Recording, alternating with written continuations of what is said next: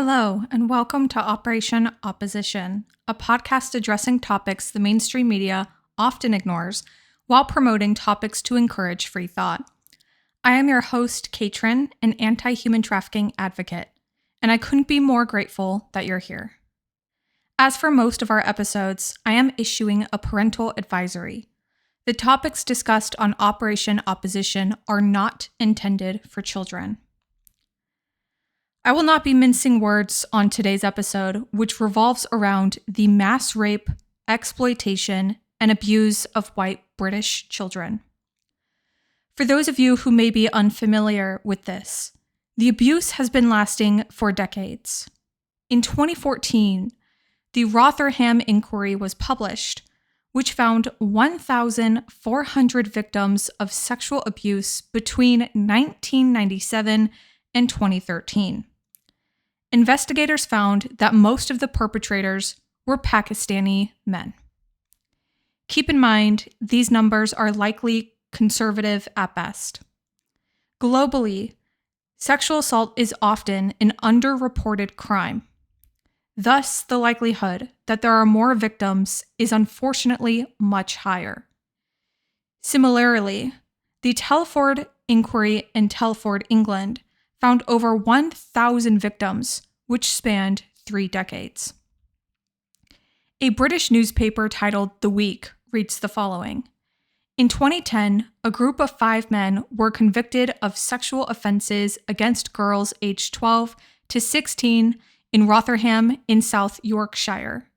The Times then launched a long investigation, exposing not only the shocking extent of child sexual exploitation in Rotherham, but also a wider pattern of horrendous abuse of young girls by organized networks of predominantly British Pakistani men, end quote.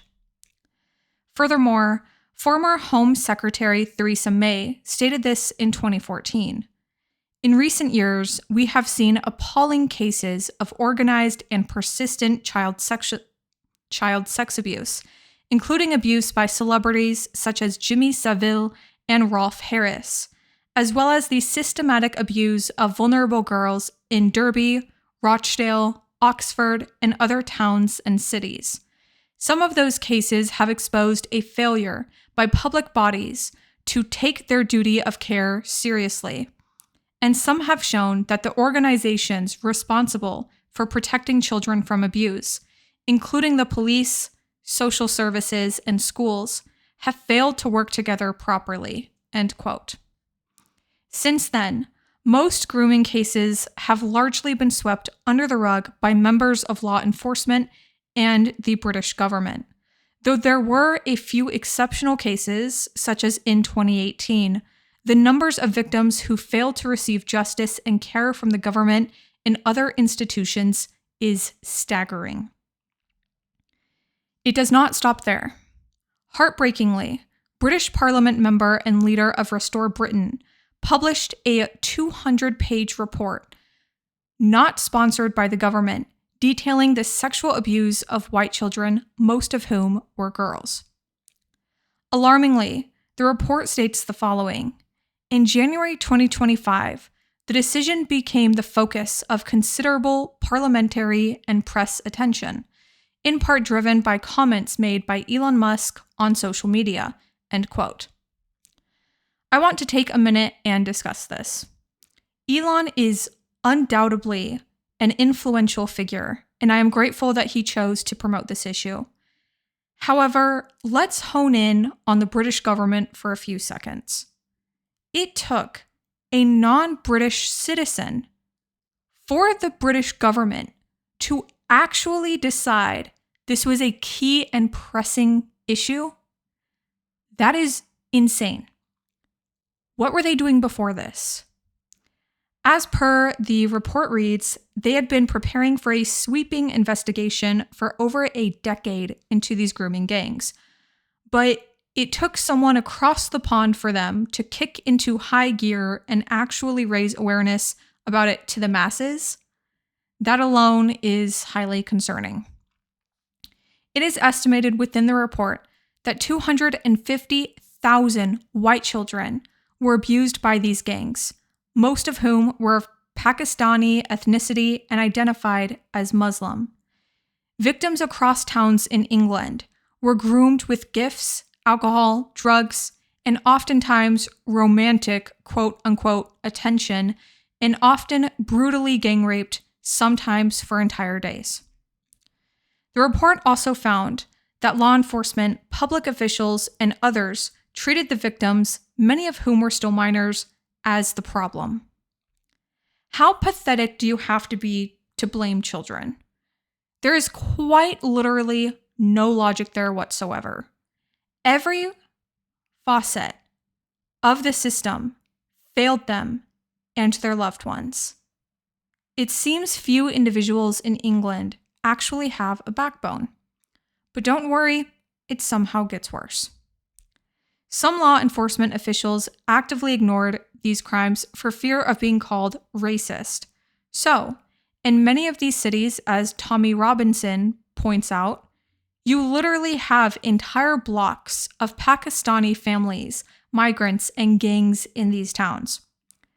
Like, there is a high chance that this was happening right next door to dozens of families of whom their children had a higher risk of being abused. Unbelievable. I'm going scorched earth, and I am going to say this. Most Muslims do not belong in the West. Journalist Muhammad Raza Esmail published an article on the platform Medium, which reads the following.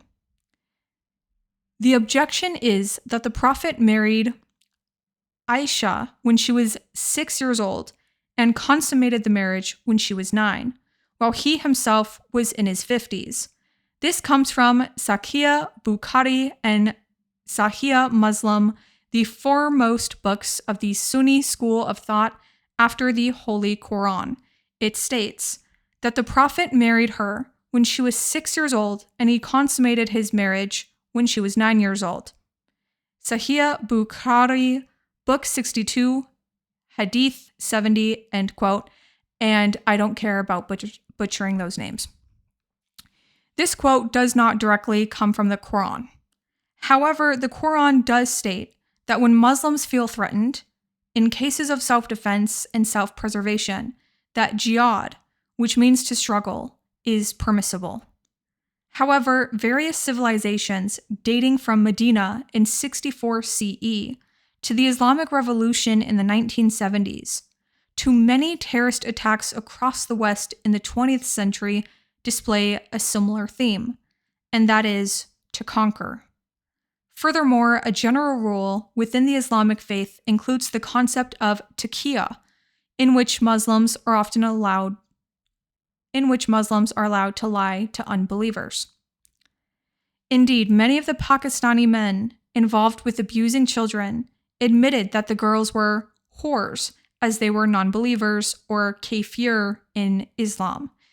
They also saw them as filthy pigs, sluts, an Urdu term called gori, which means white female, and more derogatory and racially charged terms.